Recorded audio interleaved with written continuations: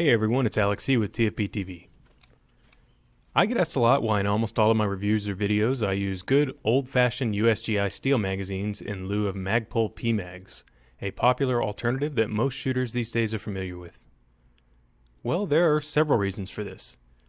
First and foremost, I will readily acknowledge that PMAGs are a great magazine. They are reliable, well-constructed, and produced by a company that has a great reputation.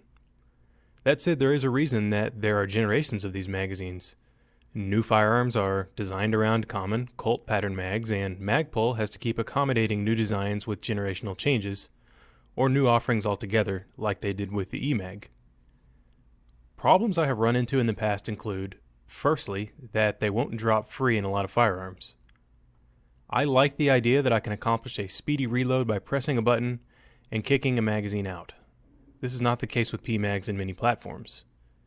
Seen here is a few examples of when a PMAG has to be manually removed, a problem that isn't present most of the time with plain old aluminum magazines. Next up is damage to the scar.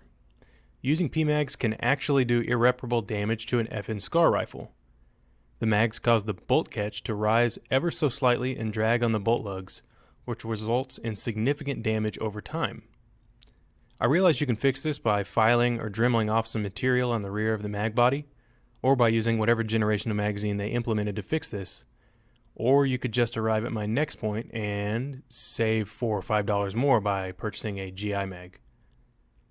New production Colt pattern USGI mags are $4 to $5 cheaper than Generation 3 PMAGs. I personally don't see why I would spend an extra $5 for magazines that won't drop free in all my guns, may or may not be compatible with new and upcoming guns, and my next point, won't fit in all my guns. PMAGs are pretty notorious for not wanting to work in various platforms, including guns like the HK416 and M27 IAR. Note here that this PMAG will not insert into the civilian version of the HK416 due to the odd body geometry.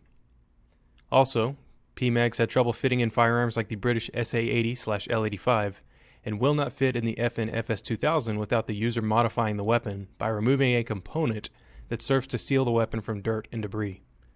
To my knowledge, no PMAGs will work in the FS2000 to this day without modification.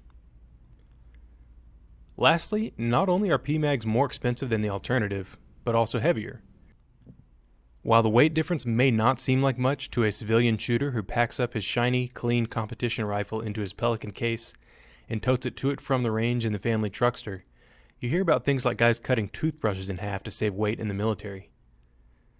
Like you hear military folks say, ounces equal pounds, and in the case of the PMAG, a full loadout saves the user a bit of weight. Not a back-breaking amount, mind you, but not insignificant. So for people who only have AR-15s and only shoot AR-15s, it's easy to get tunnel vision and just kind of assume that PMAGs are the greatest and the end-all be-all answer for all shooters while overlooking the needs of other people. I liken this to a person who lives in an urban area with an office job, assuming that nobody needs anything more than a Toyota Camry, while overlooking the fact that some people need things such as towing capacity, off-road capability, or more seats for a larger family. We are all guilty of doing this in one way or another, but with firearms there really is seldom a one-size-fits-all option for, well, anything. Magazines are no different. Because of the cost difference, weight, compatibility issues, and not dropping free in many platforms, I'll stick with what I know works. Of course, this is just my opinion, based on my personal experiences, and your mileage may vary. Again though, I would like to recognize that PMAGs are a quality product, and Magpul is very receptive to user feedback. This is Alex C with TFB TV. Special thanks to Ventura Munitions for helping us out with the cost of ammo, and a special thank you to you all for watching. We hope to see you next time.